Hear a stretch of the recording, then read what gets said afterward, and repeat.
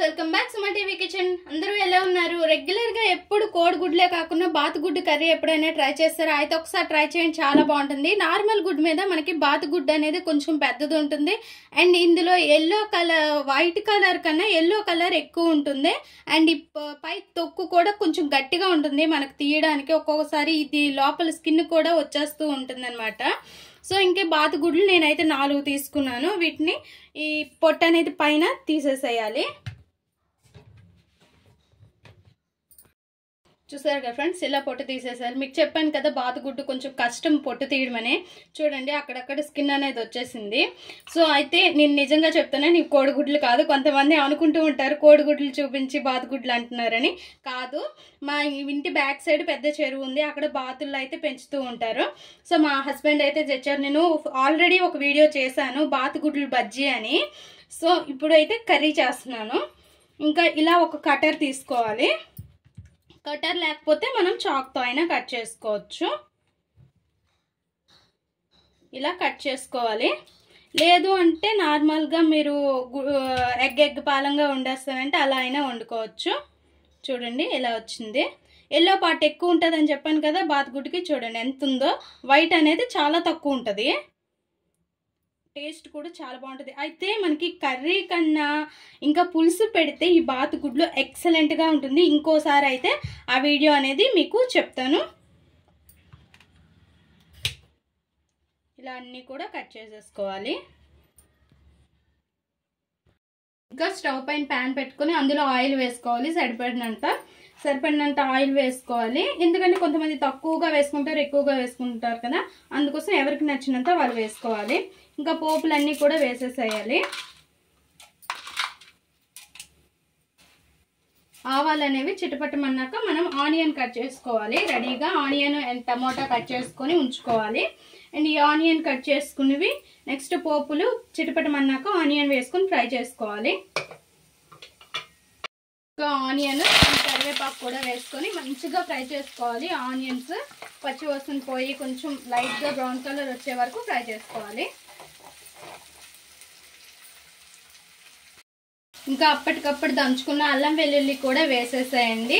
And onions కూడా తొందరగా fry అయిపోతాయి. ఫ్రెండ్స్ ఆనియన్స్ ఫ్రై అయిపోయి ఇంకా టమోటా కూడా వేసుకోవాలి. టమోటా కూడా వేసుకొని టమోటా బాగా మగ్గేలా చూసుకొని ఇంకా అప్పుడు ఉప్పు కారాలు అవన్నీ వేసుకోవాలి. టమోటా మగ్గనిద్దాం. ఇంకా మూత పెట్టేసి కొద్దిగా ఉప్పు వేసుకోండి, తొందరగా మగ్గిపోతాయి. ఉప్పు వేసుకొని మూత పెడదాం. సరిగా ఫ్రెండ్స్ టమాటా అనేది బాగా మగ్గిపోయింది. కొద్దిగా స్మాష్ చేసేసేయండి. చేసేసినాక ఇందులో పసుపు కొద్దిగా ఎక్కువే వేసుకోవాలి. ఎందుకంటే నీచు స్మెల్ వస్తుంది కదా. అండ్ బాతుగుడ్డు కొంతమంది అంటారు బాగా స్మెల్ వస్తుంది అని. మరీ అంతలా ఏమైతే రాదు, కొంచెం నార్మల్ గుడ్డు మీద కొంచెం వస్తుంది అంతేని, మరి అంత ఎక్కువగా అయితే ఏం రాదు. అండ్ కారం తగినంత కారం అనేది వేసుకోవాలి. ఎవరికి అడ్జస్టబుల్గా వాళ్ళు వేసుకోవచ్చు. అండ్ సాల్ట్ కూడా, సాల్ట్ ముందు మనం వేసాం కాబట్టి చూసి వేసుకోవాలి. కొద్దిగా ఎగ్ మసాలా కూడా వేసుకోవాలి.